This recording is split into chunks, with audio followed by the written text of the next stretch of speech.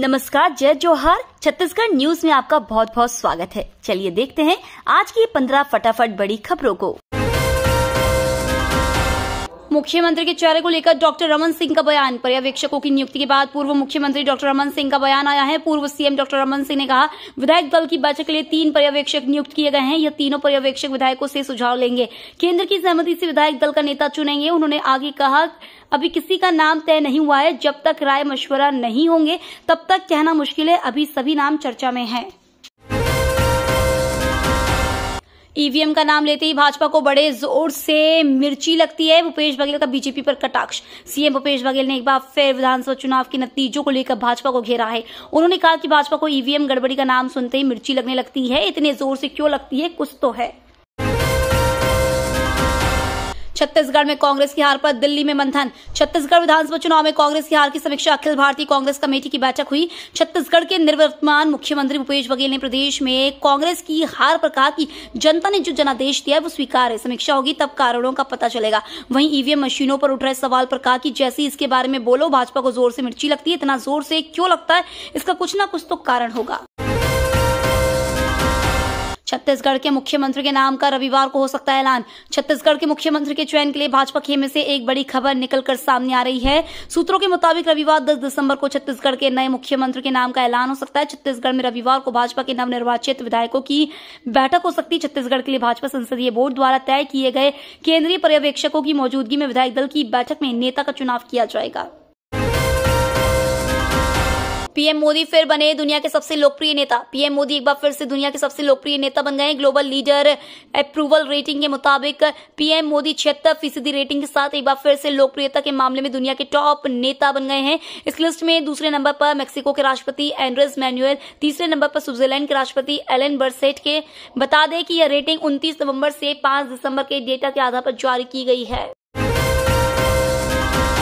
Gas connection धारियों को e-KYC कराना जरूरी। महासमुंद जिले में 31 दिसंबर तक गैस कनेक्शन धारियों को ई-केवाईसी करना जरूरी हो गया है। वहीं पिछले 3 दिनों से ई-केवाईसी के लिए कार्डधारी गैस एजेंसियों के चक्कर लगा रहे हैं। वहीं सर्वर डाउन होने के कारण ऑनलाइन केवाईसी नहीं हो पा रही है। इसके चलते दूर दराज से आ रही कनेक्शन धारियों को वापस खाली हाथ लौटना पड़ रहा है। सरगुजा संभाग में किसानों से वसूले जाएंगे 468 करोड़। सरगुजा संभाग के 1 लाख से अधिक किसानों ने 468 करोड़ से अधिक का केसीसी ऋण लिया है।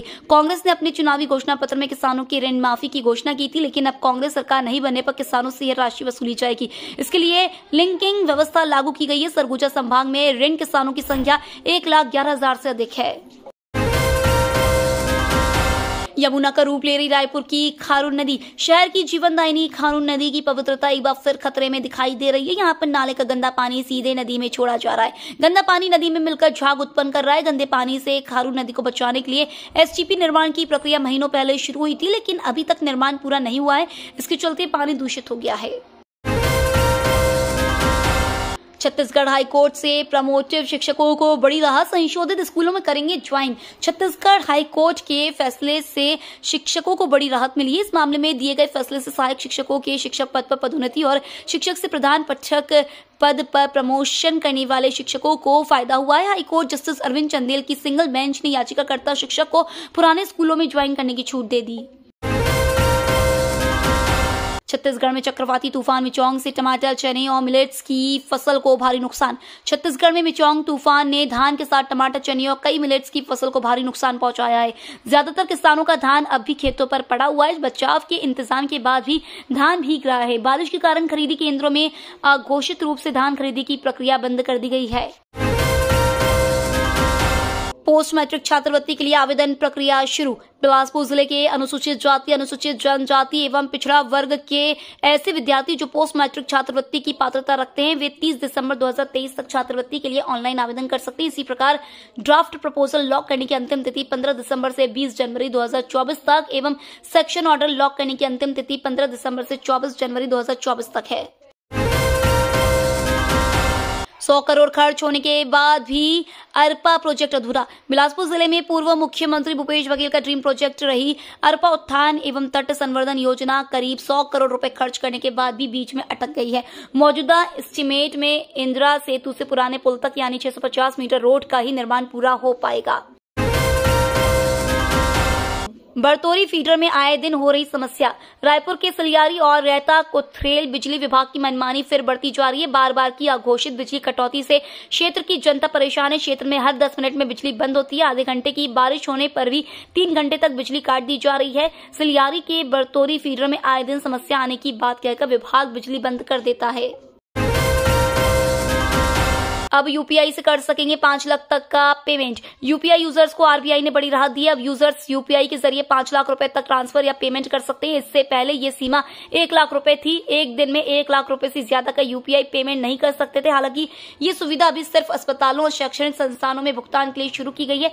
मौद्रिक नीति कमेटी की मीटिंग के बाद आरबीआई गवर्नर शक्तिकांत दास ने ये जानकारी दी है। अंबिकापुर में तीसरे दिन भी अवैध कब्जों पर चला बुलडोजर। अंबिकापुर में नगर निगम, राजस्व और पुलिस की टीम की तरफ से शहर के सड़कों पर अतिक्रमण हटाने का अभियान तीसरे दिन भी जारी था। जिला अस्पताल के सामने अवैध अतिक्रमण कर रखे गए ठेलों को हटाया गया। वहीं मुख्य मार्गों और रिंग रोड में अतिक्रमण हटाने की कार्रवाई की गई। कुछ लोगों को कब्जा उठाने के लिए चेतावनी देते हुए मोहलत दी गई। ये तो थी आज की बड़ी खबरें। डेली खबरों से अपडेट रहने के लिए चैनल सब्सक्राइब करना बिल्कुल ना भूलें। धन्यवाद।